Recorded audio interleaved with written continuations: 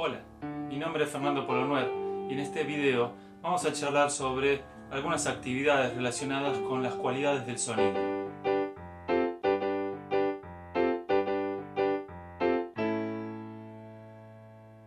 En este video intento acercarles algunas actividades que he probado en el aula y que pueden ser útiles y las planteo con toda la humildad del mundo, sabiendo que todos tenemos montones de actividades posibles y simplemente con el único objeto de compartir y de permitir la posibilidad de que alguno de los profes puedan tomar alguna de estas ideas y abrir nuevos caminos si es que no los han probado aún. En principio hay que tener en cuenta que cuando se trabaja con adolescentes, uno de los problemas más importantes o más conflictivos que se presentan es el tema de la vergüenza.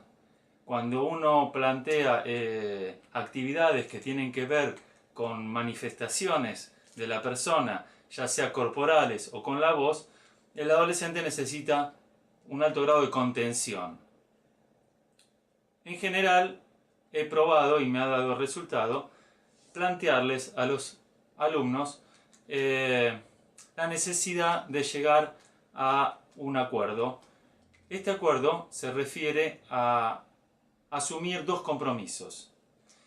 Uno, poner voluntad en hacer los ejercicios, ya que si uno hace un ejercicio sin ganas o sin el propósito de que salga bien, es imposible de que ese ejercicio tenga algún resultado, por más que bueno que sea el ejercicio.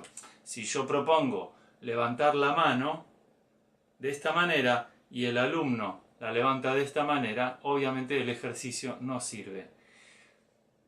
Por otro lado, la otra cuestión no menos importante es entender que es un trabajo de equipo el aula y que uno para aprender necesita tener la posibilidad de equivocarse. Por lo tanto, uno tiene que probar, puede salirle mal, puede salirle más o menos, es decir, puede sentir vergüenza y es importante que el que está haciendo el ejercicio sienta que su compañero está apoyándolo, que está esperando y deseoso de que le salga bien y que no va a estar pensando cosas feas de uno o que va a estar riéndose.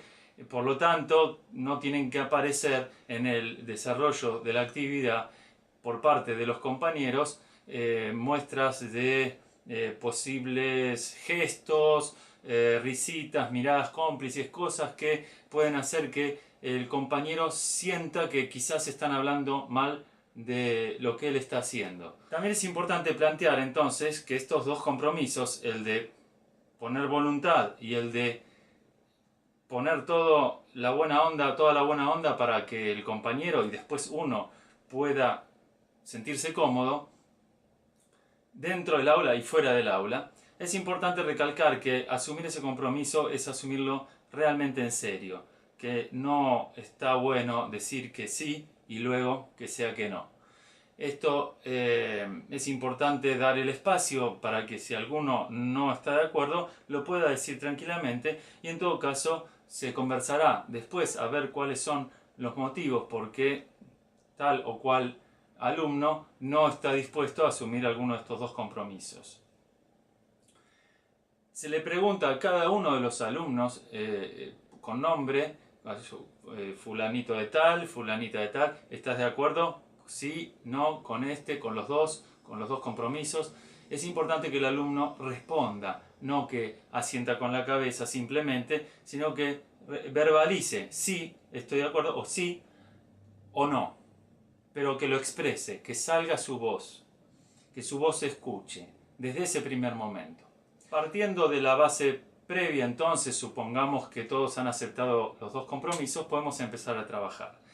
Las cualidades del sonido dan una infinidad de posibilidades de actividades que pueden ser individuales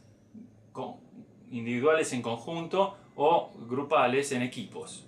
Podemos partir de la situación en la cual, por ejemplo, si tenemos espacio en el aula, o dependiendo de la cantidad de alumnos, por ejemplo, generar una especie de círculo o una ronda en donde uno de los integrantes proponga un sonido cualquiera. Por ejemplo, o el mismo profesor puede proponer un sonido cualquiera. Supongamos. A partir de ese sonido, la idea es que ese sonido vaya pasando de un integrante a otro.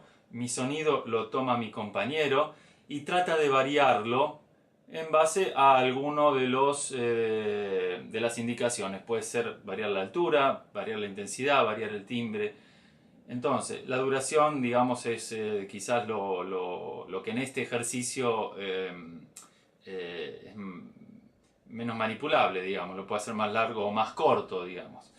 Pero en las otras cualidades, por ejemplo, uno va a hacer el otro puede hacer un sonido distinto, o simplemente o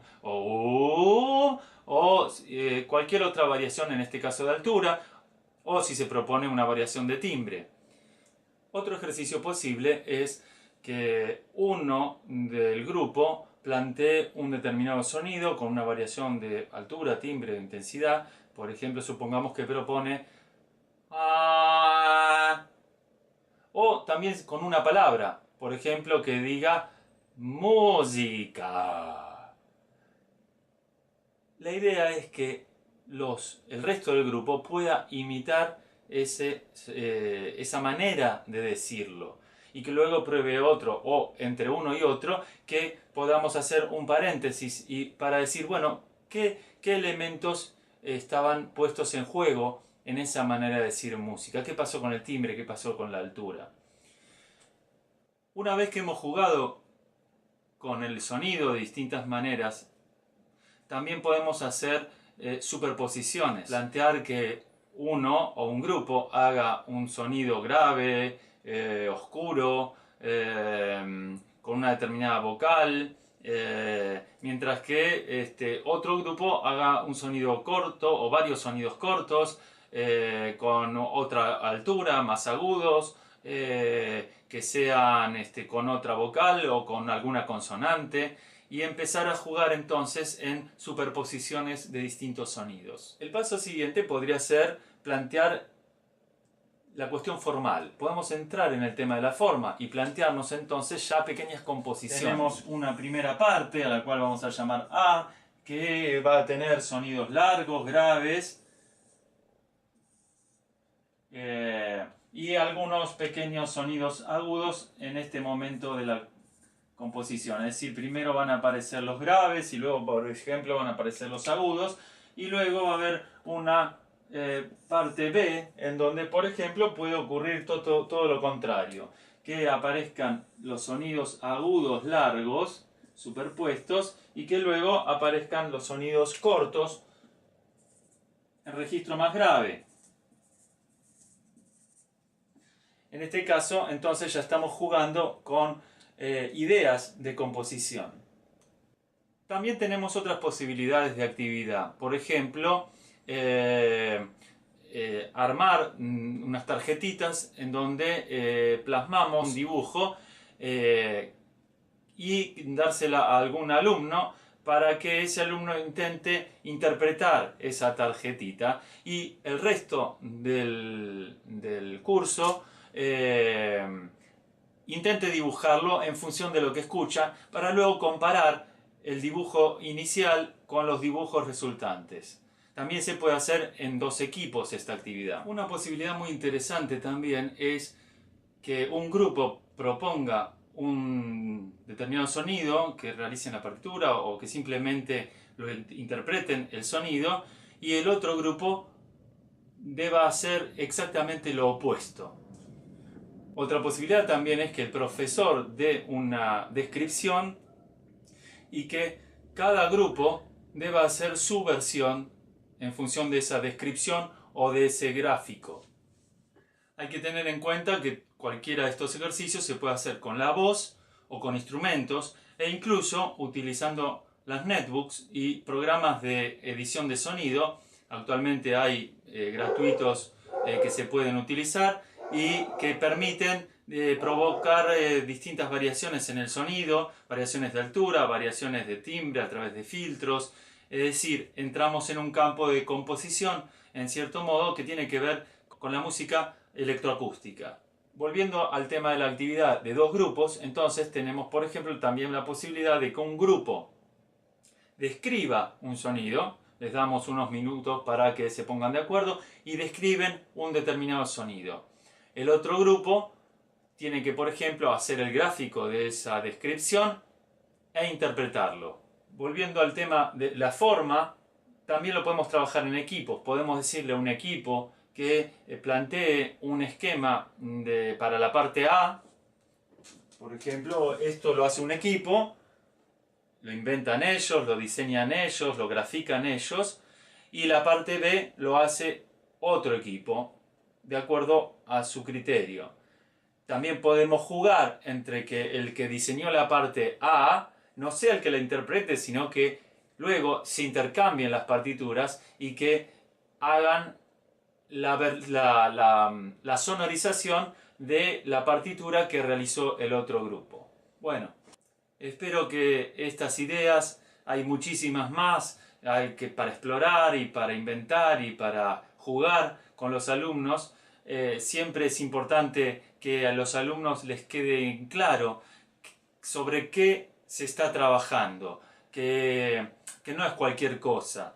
¿Qué quiero decir con esto? Que es la explicación, es parte de la contención del adolescente.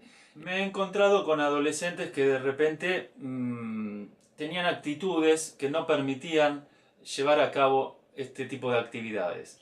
En general, esto partía del hecho de sentir vergüenza o de sentir que estaba haciendo algo tonto. En general, al aclarar eso, decir, bueno, estamos haciendo este juego, es algo simple, es algo sencillo, es algo que no tiene mayor virtuosismo, es simplemente para entender un tema y para divertirnos un poco con este tema que estamos viendo. Si lo hacemos mal, entonces va a ser tonto, porque no va a dar el resultado que estamos buscando. Por lo tanto, al hacerlo mal, sale algo que no sirve, que parece tonto. Por lo tanto, si nos sentíamos tontos, terminamos teniendo razón de que estamos haciendo una tontería porque no resulta. Esta es una situación como muchas otras que se pueden dar y es importante que el profesor pueda verbalizar esos sentimientos que pueden estar percutiendo en el pensamiento del alumno y que le están impidiendo soltarse para poder hacer lo que se está tratando de hacer. Bueno, espero que este video sirva para abrir nuevas puertas, nuevas posibilidades dentro de la enseñanza. Muchas de las cosas que he dicho no son nuevas, muchos de ustedes probablemente ya las llevan a cabo y los que no, bueno, me alegro de acercárselas y espero que las prueben, que les gusten, que las disfruten.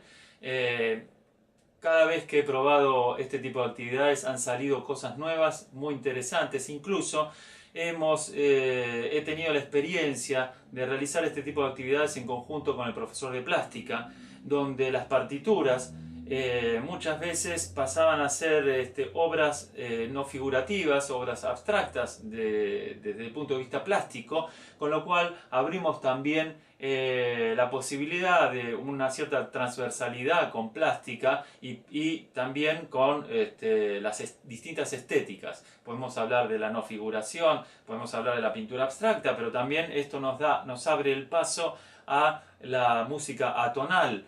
Y entonces podemos escuchar otras cosas, o cosas no convencionales, en donde las cualidades del sonido pasan a tener un relieve mucho mayor porque no estamos atados a el hecho de seguir una melodía con un acompañamiento o una base rítmica fija, sino que podemos prestar más atención al sonido de la misma manera que en la pintura abstracta podemos prestar más atención al color, a la forma, a la línea, más que a lo que debería intentar representar.